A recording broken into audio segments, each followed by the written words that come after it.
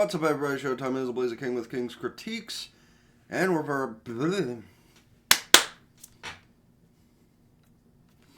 What's up, everybody? It's Showtime is the Blaze of King, and we're here with King's Critiques for Beheneko. I was going to record solo leveling first thing, of course, like I usually would on Saturday, but it's kind of 10 minutes to the actual upload time, because, you know, of course. So we're going to check this out first, then either do that or momentarily. I'm going to try and do, like, a bunch of recordings today, if able, because it's better to catch up to recordings than to, like, not be caught up. And, well, that'll be obvious by how long I wear this shirt. But at the very least, Beheneko and solo leveling for sure.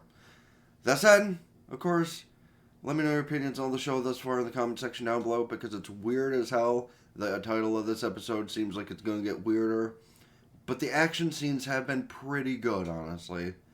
So that being said, don't forget, hit the like button, subscribe, and let the whole video run through if you're not going to have conversations, because that does help me out a lot.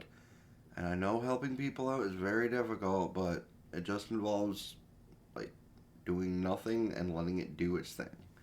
That said, let's get to it. Yeah, he will never not surprise me, for the record. Another upgrade! Da-da-da-da! A rank! Yeah, how would I know she was about to consider eating it? Yeah, that should have honestly been the first expected thing, was her to look and be like, is this food? I was expecting it to get revealed that she was already in S rank. Again, though, with, like, that guy's design and the servers in this tavern, I'm surprised this isn't done by the same people of Fruit of Evolution, because, man, listen... Honestly, after what happened with ReZero the other day, I'm paranoid. Okay, we're good. But yeah, I'm surprised it isn't made by the same people. Yeah, setting up a base isn't a bad idea, considering how big the team's getting. I mean, it did go from just her to 2 to 3 to now 5, technically. Although, can you really count the fairy as being something that takes up room? Because, like, I'm pretty sure her boobs are bigger than her body. Not actually, but, like... she doesn't take up much space, is my point. Okay, I'm just saying, when it comes to retailers, this dude, pretty sus looking. Also, I'm not complaining about this, but, like, shouldn't they be getting Stella new clothes, like casual clothes by now? Or is she just too big for normal clothes? I'm pretty sure she's, like, not too much bigger than Aria in that department. Also, shouldn't they be getting the Dryad some proper clothing? Because she is a 500-year-old child. Because it was haunted. Let me guess, out of everything, that's the one thing that's missing, is a bathroom. Okay. Oh, that is a nice bathhouse. Now, I shouldn't have to warn myself for possible censorship in this current moment, because they're still with the retailer. But then again, some of them are kind of carefree, so I'm going to give just a bit of a thought process, just in case. I'm sorry? How is that the reason you haven't found a buyer? Because you have a big-ass bath. Like, I feel like that would be someone someone living alone would want. Yeah, shit, man, you got that big of a tub, you fucking just vibe. I wish I had a bigger bathtub. Hey, yo, wait a minute. Aria, do not word it like that. Okay, I'll rewind and make my point for just a minute, because I don't have to technically censor anything because it's just language, but, like, I know what she meant. We all know what she meant. But, like, the way it sounds... both sounds exactly how it's supposed to mean, but also is not how it's supposed to mean. And the look on his face afterward. Too late. Okay, no, come on. Like, those are probably squids in there, but why do they have to look like peni? Even worse, they're lobsters. Like, they're not even squid, they're lobsters. So why did they have to... Can we just talk about how the fairy and the dryad just have cake?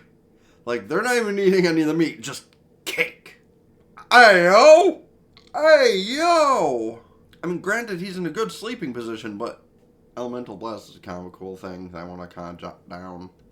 A third form? Ooh. That's probably not good for Aria's daydreaming, but honestly, I thought he'd try and like get by that factor instead of telling her. Because telling her could warrant her having some of her own thoughts, which is still fucked up. But for some reason, the comedy in it is what keeps me coming back, other than the obvious. He can now. Yeah, how did I know that's exactly how she was going to react to that information? Yeah, I'm going to just be frank, though. Out of everything, I'm surprised that YouTube allows a lot of the shit that this talks about, because, man, it is so fucking insane. Granted, YouTube doesn't seem to care about a lot other than just don't post the full episode without saying anything. Which, duh. I mean, granted, I can't even post the full episode with saying a lot of things without having to cut up every little individual thing. But hey, that's what we have the Just Talking Bits series for. God damn it, Stella! She's a dryad. Of course she'd be able to plant shit. Like, even it's the normal way, she'd be able to have the energy and desire to do so. Or I guess she's musically summoning plants. Whatever works, right? Oh, that kind of magical tree. Stick to that. What was she panicking a world... Oh, right, because if she summoned a world tree, someone else might want their powers like that other dude in last episode. But, to be fair, other than abducting them, he kind of had good reasons to do what he did. So not only did they start summoning the world tree, they also have a fountain of youth. What the fuck? How powerful are these guys? That's kind of the point. Again. Almost as if she's more in that realm of things than she's letting on. But again, I'm kind of the thought that she was already pretty high ranking based on what happened earlier. So maybe our adorable little cat girl is a lot wiser than she lets on with all her puns. Are you sure, Tama? Are you sure she's not already up in that echelon of blacksmiths? He doesn't look so strong. Well, that just means a skill issue. Oh hey, normal traveling clothes. Oh no, little hobgoblins. The goblin attack force seems to be missing a lot of members, though. But damn. No, okay, the fact the fairy can turn herself into a bullet, basically, and go through something's head is insane. Like, the dryad, I'm not surprised she can basically just use Vine Whip. But the fact the fairy can just be like, yeah, well, motherfucker, headshot. Haven't they already beat, like, a few of these things? How is this the terrifying threat? I mean, granted, when your adventurers have a skill issue, but you pegged off his back. Meanwhile, he just turns and looks annoyed. Blind. Ooh, the dual wielding. Did I mute on accident? I don't know how I did that, but okay. Hello? No, when I... Like, really? Damn and damn. Hey, yo, what's that mean? Also, damn. Oh shit, jacuzzi? Lit. God damn. It could be. Oh hey. She's still alive. Okay, like, honestly, based on the title of the episode, I thought that was going to get a lot more weird. Literally, the title of the episode is Elf Girl Makes a Move, so I thought this was going to get, like, a lot weirder. But apparently it meant it in a literal fashion. So I'm thankful for that. I'm not going to lie. Because, yeah, I thought that was going to get a lot weirder. So, awesome that it did not. Annoying that I have to do, like, a 0.2 second editing process because I didn't hit the pause button soon enough, but it's whatever. But, yeah, seems the girls are a bigger party than they were. Vulcan has some, splaining to do at some point or another, because clearly that cat is holding on to a lot more information than she's letting people know. And while that could be interesting in the short term of the series, hopefully they don't make it a long term thing to which we might not ever get a season 2. Because, like, not enough of these kind of perverse anime get a season 2, unfortunately. And when they do, they usually tone down on the perversion. Which, okay, depending on your perspective of things, might be a good thing, but because, like, look at Fruit of Evolution, like I think this kind of reminds me of. Fruit of Evolution Season 1, very heavily into the ecchi department. Season 2, not so much. And we haven't even gotten word for Season 3 for what I would have assumed would be, the finale to the story. Probably because Season 2 didn't hold enough people's interest because of the lack of ecchi. And like, as much as a lot of, oversaturation of lewd stuff and a lot of TV shows does kind of ruin the product, sex does sell. Like, that is confirmed. But, like, I don't know, I feel like there's a lot of things that definitely do it too much, and the show keeps going just because of it, which is final, but then you're just getting into stale writing, and the only interesting parts of an episode are banging. I mean, shit, that's... I'm not going to say it for something like Game of Thrones, because Game of Thrones, I've heard, just actually does have a beautifully written story. The constant banging in the books and the show probably does help, though. But I'm referring more to, like, dramas.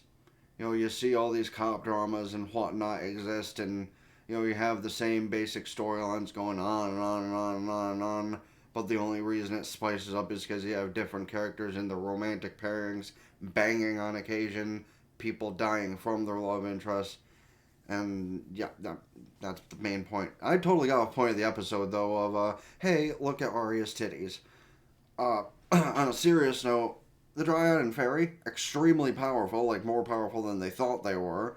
So it's a good thing they were able to bring a stop to that necromancer last episode. Again, even if he was in the right. And, yeah, that whole World Tree and Fountain of Youth thing, wonder if that's going to get brought up again, or if that's just going to, like, be set to settle. All I know is, if we don't get some sort of resolution to, well, important plot, I'll say, maybe, like, Aria meeting Alicia again or something, because obviously she's still alive in present day. That would be, I guess, the big point of the main story, would be something like that, fighting a big boss to defend the town as a whole instead of just, like, a different town. Because, like, obviously we know what the main point is in theory, but I don't think they would show us that in this kind of show, even if it's talked about a lot.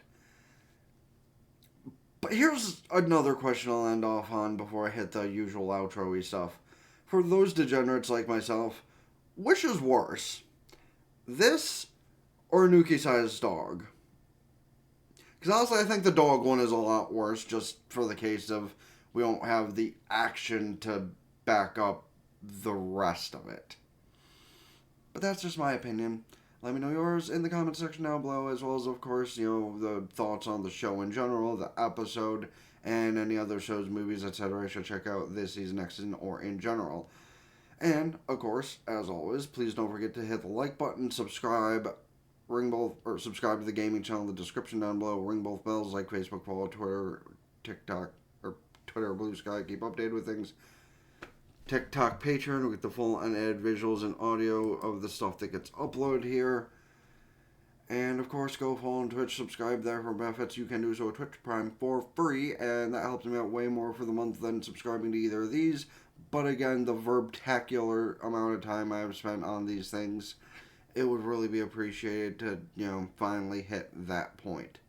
That being said, it's been the Blazer King with King's Critiques. So, ta-ta for now. Peace.